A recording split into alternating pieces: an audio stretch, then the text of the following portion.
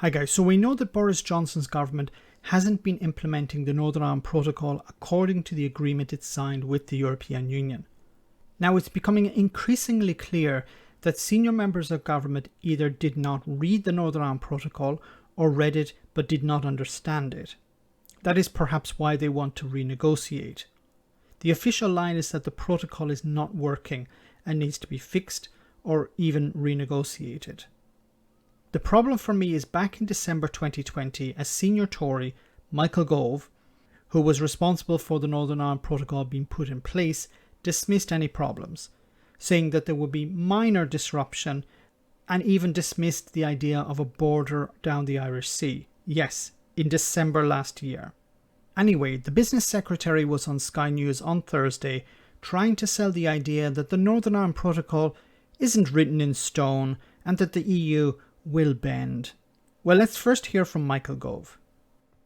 Very much look like a border down the Irish Sea. There will be checks, minimal checks perhaps, but there will be checks between Great Britain and Northern Ireland. And wasn't it Boris Johnson who said that, over my dead body, there would be a border in the Irish Sea? I don't think there's a border in the Irish Sea. Well, where are the checks taking place then? It's always been the case that the whole island of Ireland has been regarded as a single zone when it comes to animal health.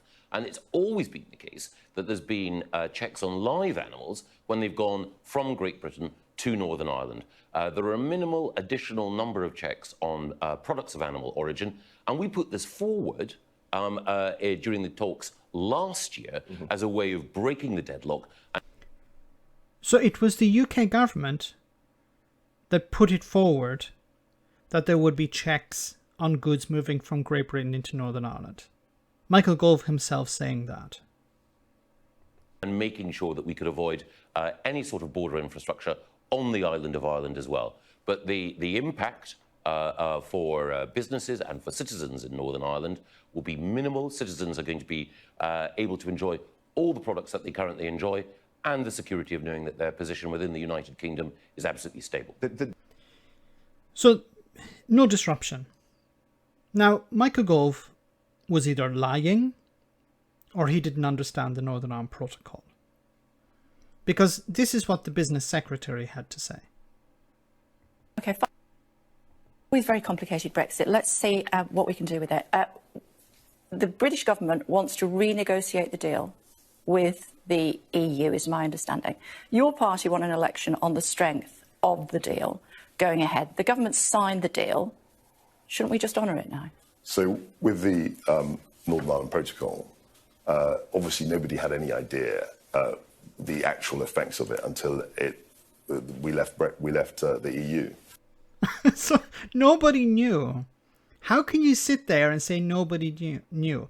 Michael Gove claimed to have known at the time, saying there would be no disruption, or the disruption would be extremely minor. He also said that there would be no border in the Irish Sea, but I knew and he knew he was lying at the time. There had to be a border somewhere. The border was going in the Irish Sea. At the time, they wanted to continue to trick Unionists in Northern Ireland into thinking that there would be no border last December.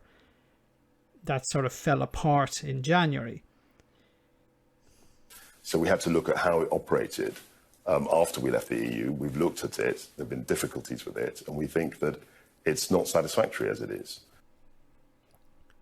How can you go from saying everything is going to be fine to, no, it hasn't worked out? I've said this before. Isn't it interesting that the European Union have never criticised the protocol? The European Union have never said the protocol is not working. We need to modify it. We need to change it.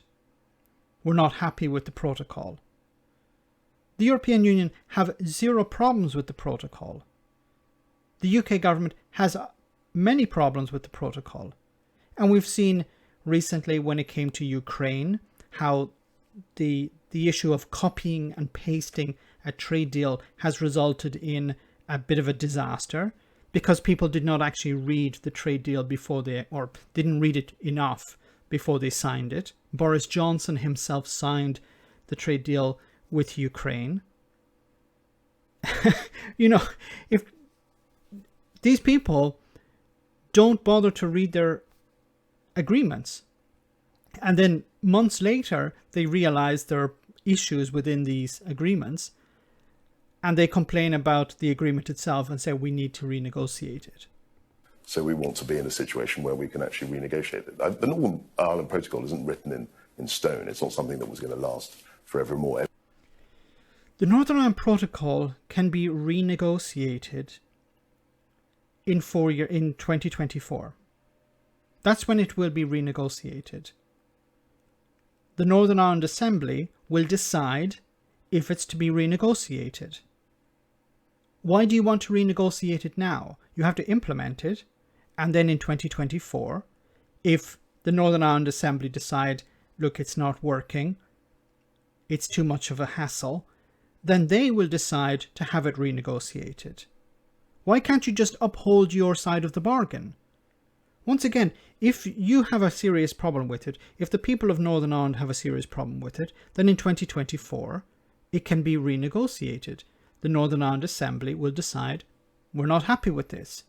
It needs to be renegotiated, and it will be, if a majority in the Assembly decide that.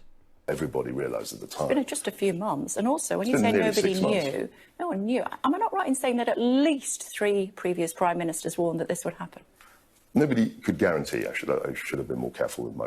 I should be more careful with my words. Oh my God. Nobody knew. Nobody could guarantee. We knew these were the consequences of Brexit. We knew that if you were going to put a border somewhere, it's going to cause disruption. The idea of putting the border in the Irish Sea was to avoid the disruption that putting a border on the island would cause. But a border had to go somewhere. Now, Michael Gove at the time, back in December, was trying to ignore that reality. Brexiteers were trying to ignore that reality right up to the last minute. But most reasonable people understood that there was going to be a border. And they said, if you put a border somewhere, it's going to cause disruption.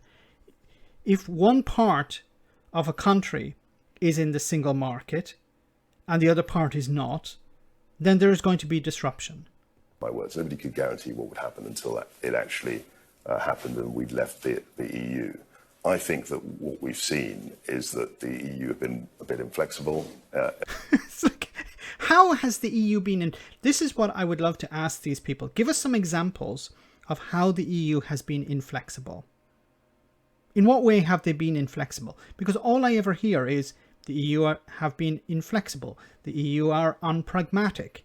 The EU need to change. The EU are too purist. But they never actually give examples, specific examples of how the EU is being difficult. It's always just something opaque, like they need to be more flexible.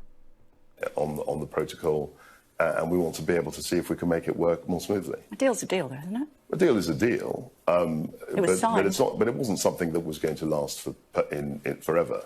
Nobody thought. Does he not understand the protocol? Does he not understand that it can be renegotiated in 2024?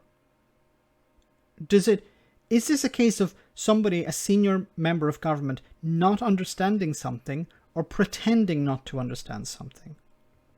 That the Northern Ireland Protocol was going to define the role of Northern Ireland within the UK evermore. It was something.